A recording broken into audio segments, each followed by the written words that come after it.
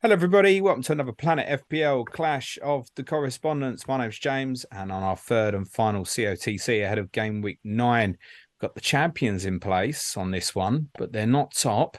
We've got everybody's second favourite team here in Brighton as well. Let me introduce you to our Man City correspondent, Jonny Pringle. How are you, Johnny? Yeah, good. Thanks, James. Thanks for having me again. Very welcome, mate. And our Brighton and Hove Albion correspondent, Sam Murray. How are you, Sam?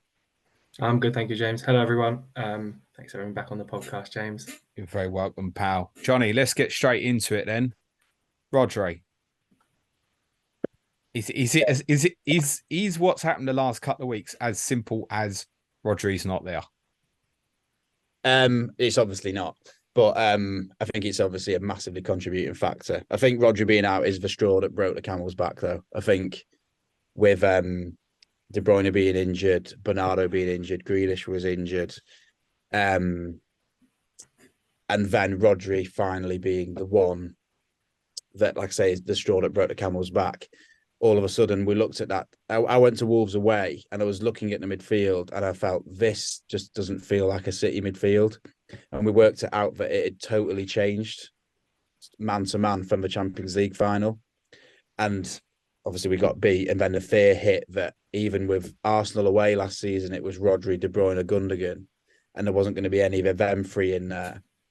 So without Rodri at that base, like I say, particularly with De Bruyne injured as well, it just didn't really feel like a City midfield in the last few games, and you could tell it looked like it. So yeah, desperately need Rodri back. Good to have the other guys back as well, but like I say, I think that's what happened basically.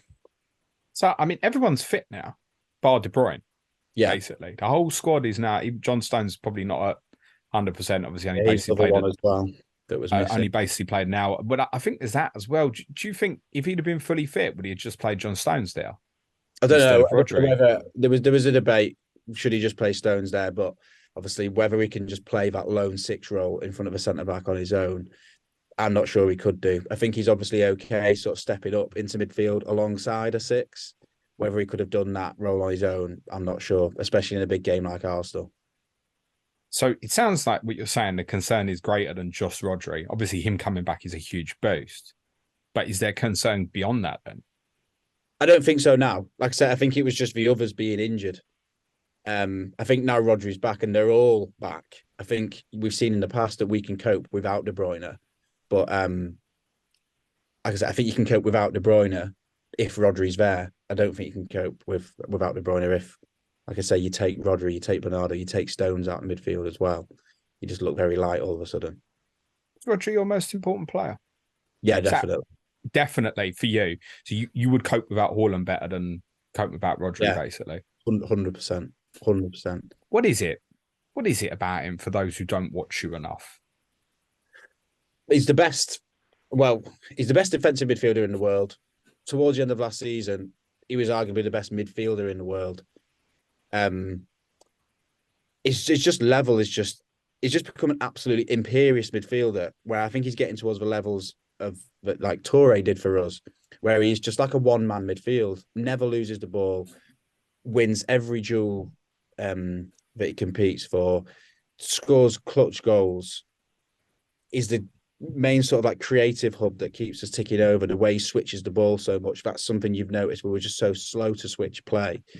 Like I say, everything just goes for him now.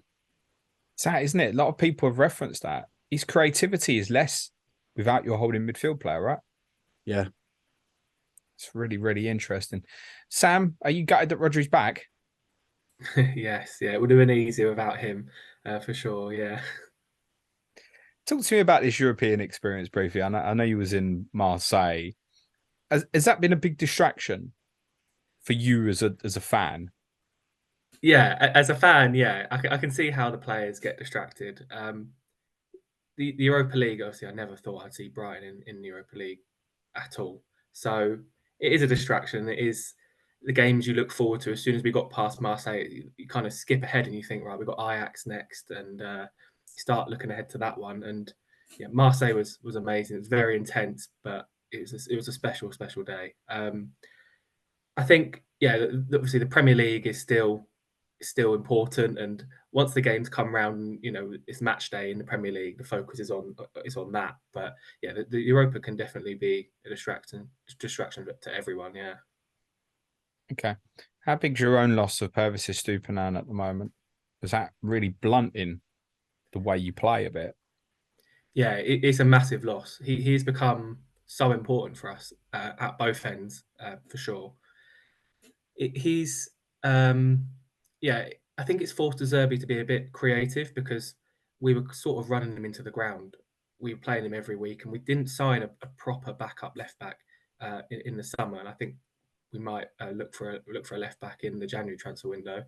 So we've seen Lamptey fill in at left back, and he's done a great job. To be fair, he's slowly getting back to what we saw of him and what we know he can do. He's slowly getting his sharpness and that explosiveness back. He's done a great job. And March as well at left back against Liverpool, who I thought he'd done really well as well against Salah. I know Salah scored 2 goals, but that wasn't anything to do with Solly March. And 1v1, I thought he was really good as well. So it's probably affected us maybe a little bit less than I thought, because we have the replacements have done a good job, but we're a way better team with Estupiñán in there. Yeah. Is Pascal Gross your kind of own Rodri in the sense of sort of trust and importance for the way the team works? Because the Villa game, which turned into a bit of an embarrassment in the end, was the first time I'd looked at you and went, yeah, they look light in midfield now. Yeah, Pascal Gross is so important, and he's still underrated, I think, by everyone, and also by our own fans sometimes, because you notice him when he's not there. You notice the gap, like you say. He's really important. De Zerbi loves him, and he picked him out as one of the players who's quite unique. And when he's fit, he's got to start. He's a key player. That midfield is, yeah, it's not been anywhere near what it was last season. With Belieber coming in, it's got a little bit more balance, I think, and I've been impressed with what I've seen with him. But without Gross, you're looking at a lot of players who are quite similar. Gilmour, Dahoud, not players that are really gonna grab the game and control it. But yeah, it looks. Gross, and I don't want to be disrespectful to Ivan, because I think Billy Gilmour's done quite well for you. But the young boy Jack Hinchwood, I didn't think played badly, but he just looked weak at Villa. Like they won every second ball against you. Yeah, as soon as the lineups came out, that was the midfield battle. You looked and you were a bit worried. You were hoping it would be a genius De Zerbi move, but yeah, it didn't work. And we need someone in there who's gonna win the ball and yeah, like I said, get hold of a game. Villa a one-off, or something that could happen again? I think we've seen similar games like that. We've seen games where everything just seems to go wrong. I'm not really sure what happened at Villa. I'd like to think it's a one-off. When we've got so many games, we're rotating a lot, and I think he rotated there just a little bit too much, and he saw. So maybe it's something he will learn from and not mix the team up quite as much in the future, which is what I hope, and that hopefully avoid games like that. But yeah, everything went in. 6-1 was a bit of a crazy scoreline in the end. He's not going to stop rotating, is he? No, he will rotate. There's a balance, and I'm not sure he's quite got the balance yet. Defensively as well, we're mixing the defense up, and it's something we have to do. The goalkeeper, everything's changing every game, and I think when you're conceding loads of goals, that's the thing that you go for straight away. You haven't got a settled back four, you haven't got a settled first choice goalkeeper. But yeah, I'd be interested to see if he makes a decision soon on the goalkeeper. I think he'll keep rotating the defenders, and yeah, I'm interested to see how it continues. We can't continue really on the keepers. You must have formed an opinion on a preference for one or the other. You must have, even if it's subconscious. Yeah, I think most people now, most Brighton fans, are leaning towards Verbruggen now. He said he'll give him equal game time, and I mean, he's meant that literally, isn't he? He's given him 2 at a time, and neither of them have really done enough to be an obvious choice right now. But I think eventually it'll be Verbruggen. But yeah, I said it's not an obvious decision. You've only played 3 away league games. Still has started them all. Is there a trend now? I think a few people are beginning to think it's still away and Verbruggen at home. Surely it's got to be more to it than that. Yeah, I think we've seen sort of a two at a time. That's the pattern that's sort of emerged. Verbruggen will play two, then Steele will come in for the next two, and yeah, it's a very equal share of game time. Steele probably more suited to those away games. You need a bit more experience, but that might just be the way it's landed. I think De Zerbi trusts them both, and he'll throw them into anything. I think. Jonny, the title is interesting to reflect on our conversation and correspondent week, where I think very understandably you had a sense personally of a lack of motivation, I think it's fair to say, just because of what had been achieved. And we questioned the team a little bit. But other than the last couple of league games, and I think let's discount the Carabao Cup defeat at Newcastle, you've been fine, right? Or is there concern about some of this underlying data which suggests that City certainly are nowhere near their pomp?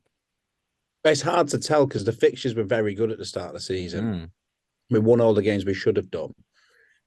Played well in some, didn't play well in others. But obviously we've had 2 losses. And obviously you've got all the mitigating factors you talked about before. And the fact that De Bruyne's not there, obviously when he's so important for us, means that because you've got that in your sort of back pocket, ready to come back. No, I think the consensus amongst the sort of City fans is that we've been fine. Like I say, there are mitigating factors for the last couple of games, but I think that the attitude towards almost like the first half of the season has been we've sort of struggled in a few first halves of seasons, if you know what I mean, under Pep, to the point where now there's not really much panic. I think my personal opinion is just if you're within a handful of points of top of the league going into the second half of the season, De Bruyne's had 3 or 4 months rest, then that's a good position for us. How big's a miss has De Bruyne been? Because Alvarez has done well, right? Can't replicate exactly, but I think losing Mahrez and Gundogan lost a lot of goals and assists. And I was questioning where the goals and assists were going to come from. Then take De Bruyne out of that. And like you say, as good as that the other players are, you are heavily relying on Alvarez and Foden then. I think Alvarez has been good. I've been critical of his actual like underlying performances in that role. He seems to just get goals and assists though. But I think he sort of got swallowed up in the Arsenal game. Pep moved him around a little bit. So yeah, I think we have missed KDB. I think the person who's missed KDB the most is Haaland. I think we struggle to find Haaland as much without De Bruyne, which is a problem we've got. So I think he'll be awaiting his return more than anyone. Okay. Fantasy football segue, I feel. This run coming up is tough. It's well documented. Brighton at home, United away, Bournemouth at home, Chelsea away, Liverpool and Tottenham at home, Aston Villa away. There are a number of people who are selling or have sold Erling Haaland. Are you going to be one of them, Jonny? I wildcarded in game week 8 and kept him. It crossed my mind. I have obviously a lot of bias in that I don't really want to watch City and not have him in my fantasy football team. Because imagine every time you for City and I'm just kicking myself thinking, oh, well, my rank is plummeting. But no, I think there's a little bit of I think there's logic there. I can understand people who want to take him out because I think, like I say, we are struggling to find him as much. I think looking at them fixtures, he did struggle to score in the big games away from home last season. So particularly United away and Chelsea away, looking at that list. But on the other hand, I think there's goals there for him for Brighton at home and Bournemouth at home. And I think Liverpool at home is a good fixture as well. They're not exactly solid at the back. He scored at Villa away last year. So he's going to score, isn't it? It's just I feel like we've gone over it. The community's gone over this debate a lot in the last couple of weeks. But I think it comes down to obviously whether you're prepared to captain someone else in the weeks he's got Brighton and Bournemouth. And I'd just rather captain Haaland. And that's been my take as well. Sam, your take on Haaland for fantasy? Yeah, he's in my team and I'm wildcarding game week 10. That's the plan. I'm pretty certain he'll be in there for me as well. So you'll still keep, even though you're going 10, yeah? Yeah, he'll be in there. Yeah, it's personal preference. There's no wrong answer. If you can get money out of him If it's the and wrong spread answer, it if you go around, without and he goes off, mate, yeah, that's the yeah. wrong answer, isn't it? It's just yeah, I just don't like not owning him. I'm a bit boring, so he'll be in there for me, I think. No, understood. Will you captain this week, Sam? Yes, he'll be my captain, which hurts me against Brighton, but I don't have Salah, I don't have Son, so I feel Straightforward like this it's week. got to be him. Yeah, it's got to be him. Any consideration for you got Trippier? Then I'm going to guess. Yeah. Considered that? Mm, not really. No. It'll be Haaland captain because at least when he scores a hat trick, I'll get some points. But I hope he blanks. I take it you'll be captain as well, Johnny. Yeah, I have got Son and Salah, but I still think there's goals there for City. I rate Brighton a lot, but they've been leaky recently, like you've said, and yeah, I've just got to back him. Did you back him at Arsenal, or did you go somewhere else? No, a wild carded Salah in and went there. Nice.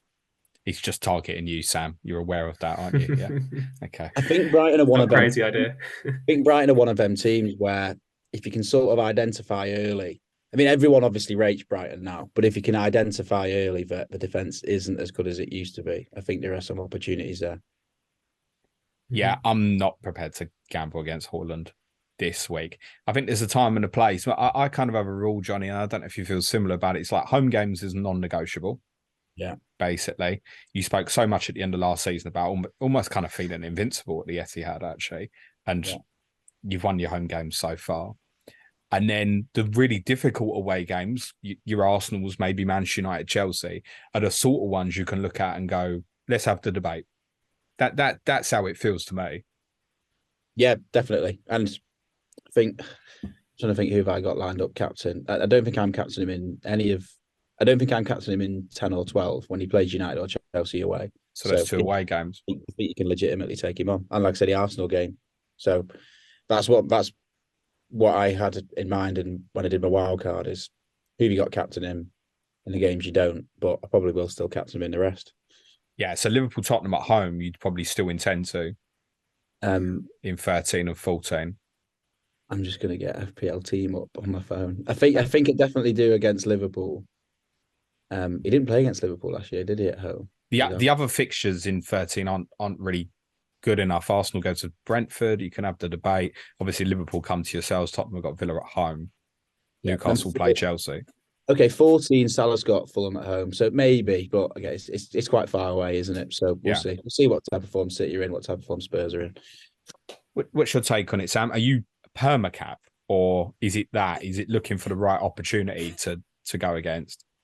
Yeah, there will be opportunities, and I'll have the debate when it comes to it. But I'm not permacap, not like it was last season where it was not even a discussion. So there's chances to go against him in the next few weeks, and I'll probably go against him in a few of those. Yeah. Is it something, Johnny, that could make you consider selling? Him getting injured. Now I've sort of made my decision on wildcard. I think if I was going to sell, it would have been on wildcard. And I did consider it. Like I said, I did a draft where I took him out, and I was just like that. I just can't be bothered. Like I say, being a City fan, like I said, it's just the way I want to play it. Like I said, I don't want to watch City without him in my team. And get that. What other City you got at the moment, Johnny? Nothing, just him. Just Haaland. Had Foden and Alvarez. I didn't rage wildcard. Saturday we lost to Wolves.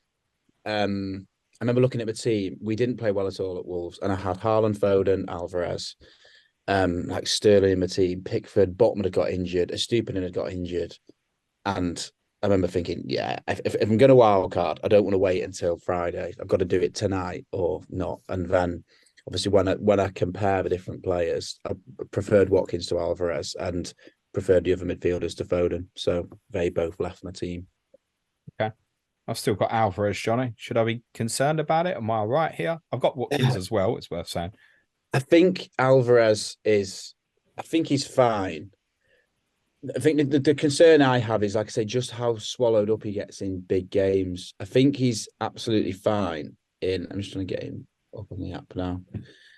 I think he's absolutely fine at getting in like them fixtures like Brighton, Bournemouth at home if he plays. Because as we've seen so far, my biggest criticism of him was he wasn't actually playing that well, but he just gets numbers, even regardless of how he plays, just manages to get goals and assists.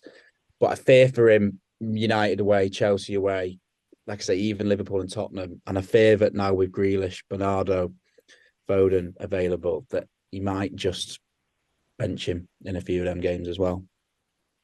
I've got a potential plan at the moment that involves me benching him in my FPL team in the Manchester Derby. Is that madness? I don't know.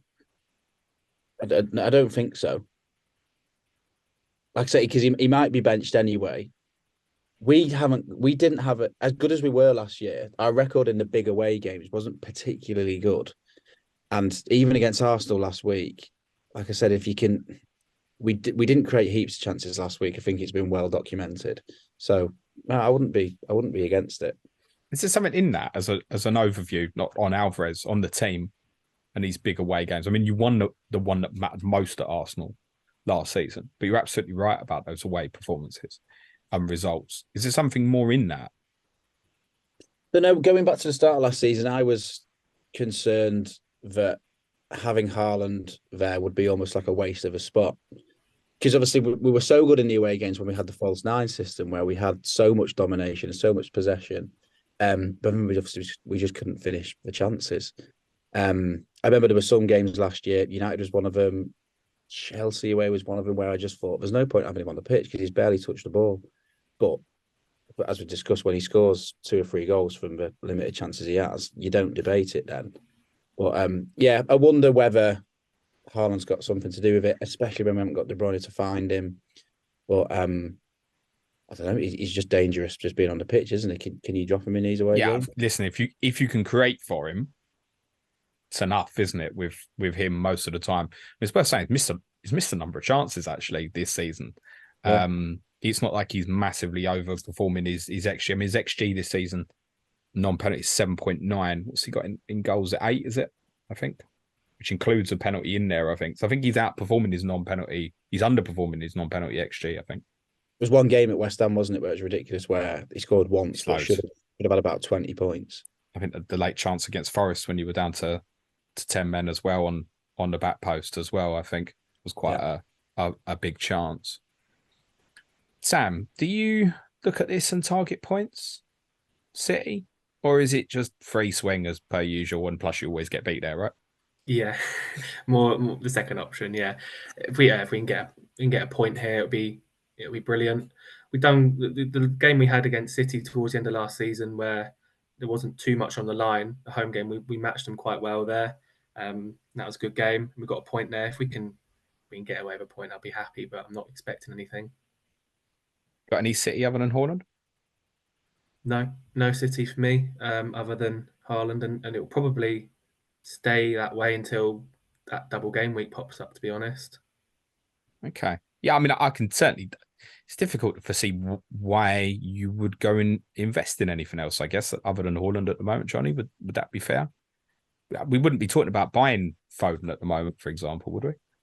No, because I think, like I say, with everyone back fit, I think the rotation comes into it. Like I said, I think the difficult away fixtures, you're not going to be buying them. And you're probably not going to be buying any defenders because, like I said, the fixtures are so difficult. Haaland's not under concern here, is he? In terms of rotation, with what you said, could he go to Stamford Bridge in game week 12 and go, yeah, sorry, I'm going to play Bernardo false 9 or something? He's not going to. I don't think so. I don't think so. I think having seen the evidence from last season, Haaland's just like a non-negotiable in the team. I thought last season he might do, but he didn't. He never did. Whenever he was 100% fit, he started. Yeah, exactly. Every game. Like I say, I think it got to like the derby in Jan when we weren't playing well at all. And we were like, will he change it today? And he still didn't. And yeah, like I said, so I think he's going to play every game. I guess to add to that as well, obviously Sam's team's got a big challenge going on in Europe, but you're basically through already, aren't you? Really, you've won the difficult away game. The group is weak. The rotation will be there, won't it? In the Champions League for the big name players. Not that they aren't all big name, but you know what I mean. Yeah. If Haaland was to get a rest, probably in the Champions League, isn't it? Yeah, Yeah, I think that so. would be my take. Sam, what Brighton you got at the moment, mate? I don't have any. I might have a stupid and third stop still sitting around, but yeah, nothing other than that. Is there a plan for that? I mean, do we know when he's back fit? Because I think it's obviously you've got this brilliant run yourself after City, Fulham at home, Everton away, Sheffield United at home, Forest away, Chelsea away, Brentford at home, Burnley at home. Blimey, do you want to go through that with no Brighton? Yeah, so at Stupinian, I think the time scale worked out somewhere around the Fulham and Everton games, I think. But whether he comes in and plays 90 minutes every week is another question.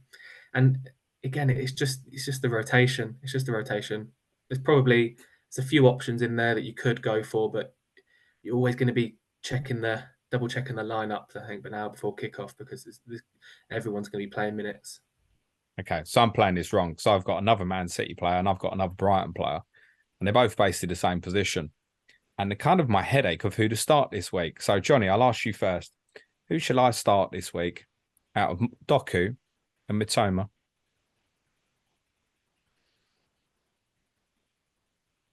I was just about to ask you Brighton play. They're playing you, mate. Oh God, well, like I mean, I just haven't even thought about what the team will be this week. I don't know, Doku for the upside, maybe. Sam? I'll go Matoma then. Thanks. Blinded, yeah. Or he's the right solution here, just to sell Doku, Johnny, with the million I've got in the bank, and just have Jared Bowen a week earlier than planned. Yeah, They're away to Villa. probably just get him in place. I don't know. That's a tough one though, isn't it? Because as if his upside of Doku Bowen, it's not the best fixture for Bowen, but yeah, I've got Bowen. So yeah. That's definitely the planned move that I want to do, but I don't know if it's this week or next week.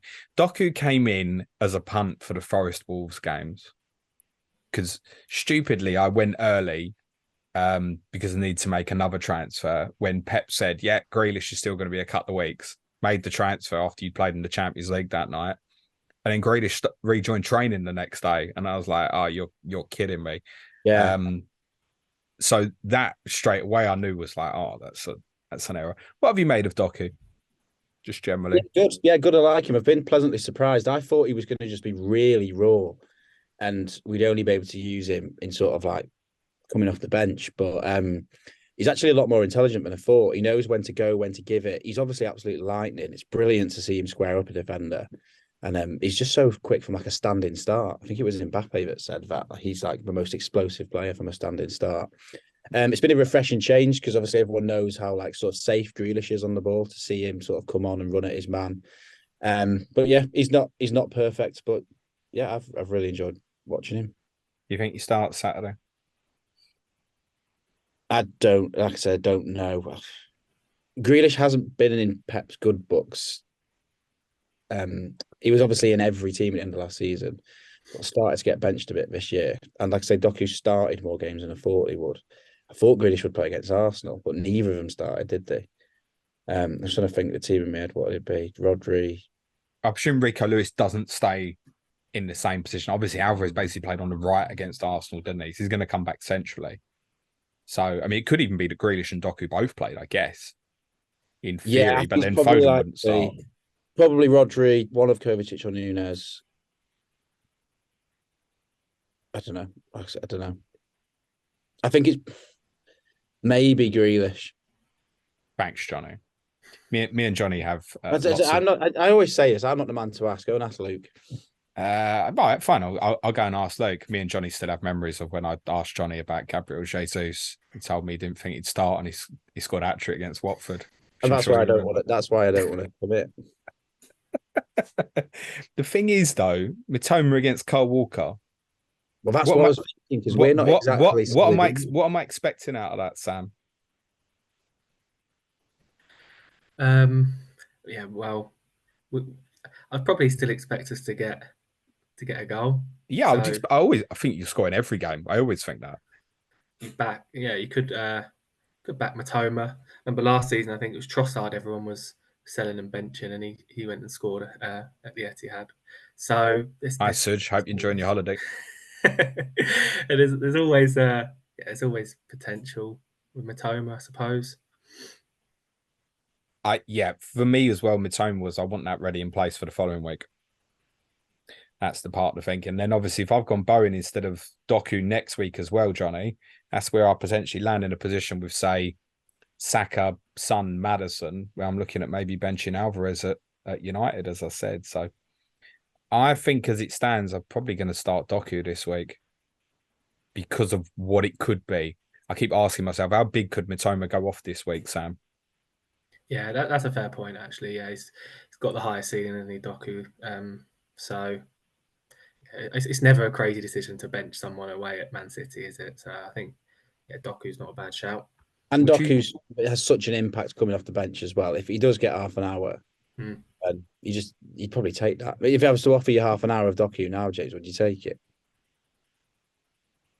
I'd probably start Mitoma if I knew that, I think. So would you if you saw a team leak either way, would that dictate it? If I knew that Doku wasn't going to start, I'd just play Mitoma, I think. Yeah. Or it would maybe even tempt under that circumstance. If I knew he wasn't going to start, I'd maybe just go Bowen now because I know he's going to get steamed into quite early next week, I think. And just go, right, I'll go Bowen now as a talismanic player from West Ham and start him at Villa. That's not ideal because I've got Matty Cash, as a lot of people have, so that's conflicting. Whereas I don't have that problem with Doku or Mitoma. But yeah, the instinct at the moment is just to play Doku and see where it goes. But I think if I knew, if I found out Saturday morning, Grealish is definitely starting, I'd think Alvarez will play, Foden will play. He's probably not starting. That would be my take, for example. So, but yeah, he's on the chopping block. There would be no reason to keep though, would there, Johnny? No, probably not. Like I say, part of the rotation. His returns have been okay, haven't they? I mean, I think you put him in off the back of his goal against West Ham. West Ham, yeah. He scored against Leipzig as well. So yeah, he's getting decent numbers, to be fair. But yeah, just looking at his FPL form, it's nothing outside of that West Ham game. So I presume if you're wildcarding now, Johnny, it's just having just done it recently, it would just be Haaland, or would John Stones being back fit change that for you in any way? I don't know. Stick him in, or if maybe it was a real good run of fixtures, maybe. But again, I don't know. I'd love Pep's just chucking back in and for us just to go back to last season's system. But I don't know where it's going to happen because Stones needs wrapping in cotton wool. I've seen Rico Lewis in a couple of wildcard teams, which feels like it's based off just him playing as a number 10 last week. That's a mistake, isn't it? Yeah, it feels like it. It feels like it's a transfer. Well, not a transfer wait. Yeah, transfer waiting to happen. I was going to say you could keep him in at 3.9, but eventually at double game week, you're going to want free City. He's not even that. Is he joined 4-4, I think, Rico Lewis, I think. Is he? Yeah. I started with him when Stones. Oh yeah, of course. When it leaked about like Stones before Burnley. 4 mil last year, wasn't he? Yeah, I wouldn't bother. He was brilliant. He was brilliant against Leipzig. He was good against Arsenal. He's just so brave on the ball. It's mad that he's 18. Yeah, he's just unbelievable talent. So, but yeah, I don't think he's going to get consistent for us. Do you, non-fantasy question, but do you have a preference between who plays with Diaz at the moment? We seem to be in a kind of a loop of a Guardiola-Aki rotation, but then they both played against Arsenal. Stones. And so left back? I like them both. Ake's better in sort of big games against 1v1 defenders. Yeah, I get that. So I was surprised actually when he played Vardy left back and say Ake centre back against Arsenal. I wonder whether it might have been different if Saka played. Saka was there because Ake has done well against Saka. But no, I do really like Vardy as well. Good on the ball, strong. Yeah, I backed that signing, and he looks comfortable going forward as well. So I probably would. I'd avoid Ake or Vardy. Just steer clear of it. Yeah. Okay. And Edison. Yeah, really good. He's been really good for us. He took a lot of stick. I mean, a fantasy aside, where he's just an absolute nightmare to own. He's been really good for us. He took a lot of stick last season and then came up trumps, especially in the final with some of them saves. And now he's continued it into this season as well. He's been good for us. There was some speculation before game week 1 that Ortega would play. Was you hearing that? Yeah, there was a couple of rumours, but like I say, Ederson had ended the season so well. I could understand it maybe if, say, like Ederson's bad form had continued right to the end of the season. But no, he's solid, Ederson. Okay. Sam, a shout for an 8th attacking player, if you will. I think your club can be looked at. Talk to me firstly about Simon Adingra. He's lively. I like Adingra a lot, and we've got a few players that come in and take a while to get started, but he's come in and straight away he looks. It's the confidence that I love. Again, he's just one of those that's going to be rotated in and out when he's needed, but he's a great option for us to have in those games. Yeah, he's got good potential. I'm looking forward to seeing more of him. But fantasy football, it's a minefield, isn't it? Cheap though, isn't it? What's his price? It's 5, isn't it? 5, yeah. Yeah, it's not bad. There'll be some weeks where you'd be confident of a start if you could predict who's going to be rotated, but it's a bit tricky, isn't it? Yeah, I just wonder if he's like a competitive example. I know a lot of talk Cole Palmer if he's past fit for Chelsea that we don't know at the time of recording. But they've got rough fixtures, whereas after this week, you've got really good fixtures. So again, it's almost like the kind of what Johnny was saying about Doku. You know, if you knew you was going to have a half hour of a dinger at home to Sheffield United in game week 12, for example, like, would you want to go with that sort of thing? Yeah, it's not something I've considered for my wildcard, to be honest, but he'll get minutes, and yeah, we thought he'd play on the left, but he seems to be taking some time off March on the right hand side, and he's looked good. So it's those games after the Europa League where you got a home game, I think, against Fulham, and then home against Sheffield United. Those kind of games where we might see Adingra. So if you got the money and you find to keep him on the bench and bring him in when you needed, then maybe. But I can't see myself going there. Yeah, it almost feels like it needs to be opportunistic, doesn't it? Like maybe say if Mitoima got injured one Thursday. Yeah. You go, okay, right. Yeah, I want to look at that thing afterwards, for example. The forward players, João Pedro will still be knocking about in a few teams, Sam. It was one of the few that kind of came out with some real credit, actually, from the defeat at Villa. He was really lively when he came on. What's your preference in terms of who would you want to see play up front? Or are you beyond caring about it? It's just, right, whoever De Zerbi picks, he picks. I'm not bothered about it. Yeah, I really like Pedro. I'm a big fan of Pedro. He's a great player, and I want to see more of him because he always looks so lively. De Zerbi's obviously, he said that earlier on in the season about his work rate, I think it was. So he's obviously still trying to ease him in, still trying to keep the expectations lower. I don't think he started 2 in a row all season in all competitions, Pedro. I can't remember him starting back-to-back games once. Wow. So I might be wrong, but I don't remember. I would have him starting. I think he's great in that sort of number 10. He's got the work rate, I think, to make that to really suit that position well. And up front, it's Ferguson. I love Ferguson. He hasn't been at his best since that hat trick against Newcastle, to be honest. And carrying a bit of a nigger, wasn't he? Yeah, there keeps being reports of that. Yeah, he had a knock in that game. I think he missed the international break with Ireland, the one after Newcastle, and he's had an illness as well. So I know that's had a bit of an impact. He's not really been involved in games recently. Sometimes finding himself dropping quite deep to get on the ball, and that's sort of how our centre forward works anyway. But yeah, hasn't been as involved, and he's definitely prone to rotation and early subs. He's still only.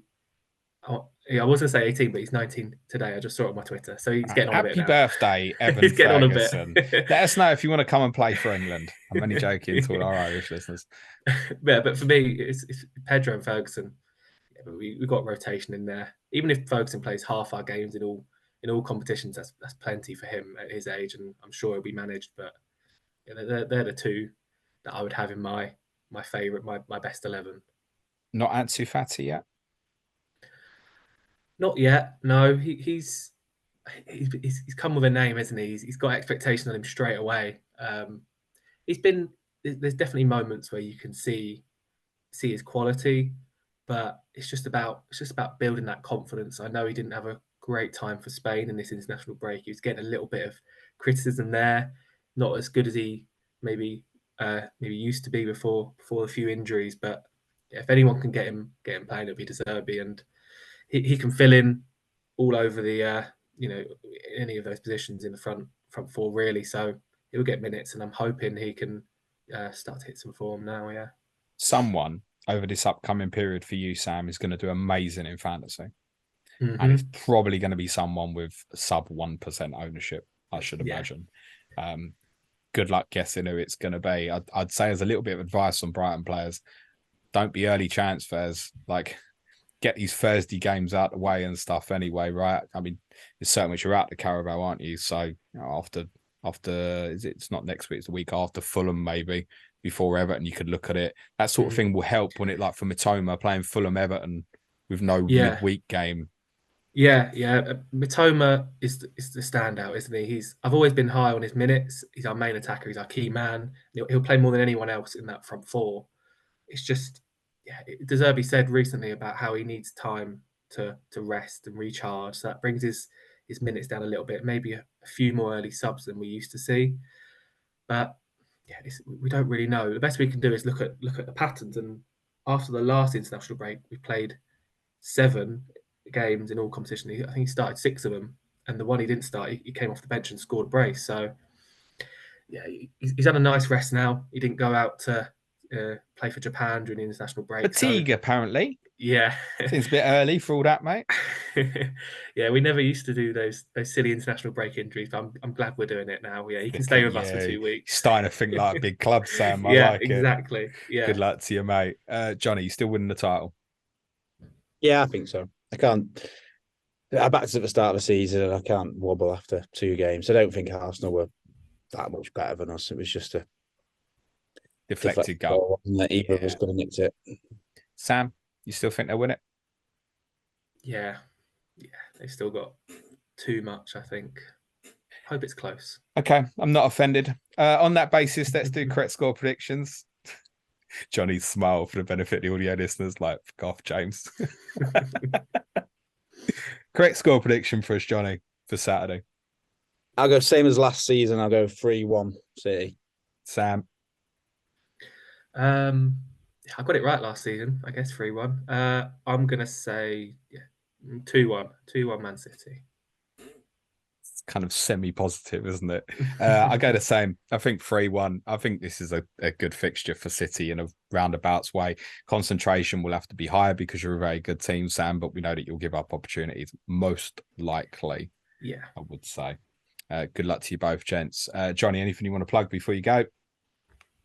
Not really, just the Twitter page, FPL Pringle, directing team news towards Luke. And Sam? Yeah, FPL Seagull on Twitter. Good stuff. Thank you very much, mate. I'll be streaming 11 o'clock tomorrow morning, slightly revised time for Ask James live stream. Next week's Clash of Correspondents is the current expected 18th and 17th in the Premier League. It's Bournemouth and Burnley with Neil Grover and Jack Toner next week. They've both got really good runs, but are they going to win any games? That's be available for you next Thursday. Just leaves me to say thanks again so much to Jonny and Sam. Good luck this weekend, gents. Cue music, please, man child.